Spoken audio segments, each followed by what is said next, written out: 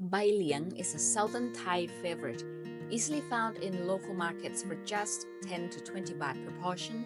It's super nutritious, easy to cook, and buying it supports the local growers. These leaves are packed with antioxidants to reduce inflammation, fiber for gut health, and vitamins A and C to boost immunity and skin health.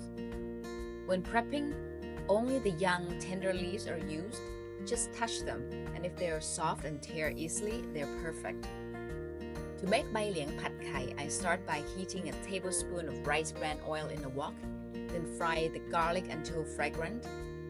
Next, I crack in one egg, just right for a single portion. I gently swirl it to marble but don't scramble. Then I add just under a tablespoon of fish sauce and I let it toast for a second.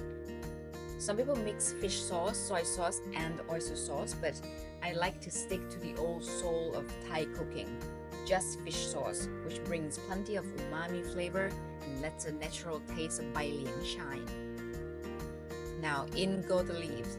They wilt down to about a quarter, creating a simple, dry stir-fry. This dish is the most common way to enjoy Bai Liang, but there are many more Southern Thai recipes to try. Follow for more local dishes like this.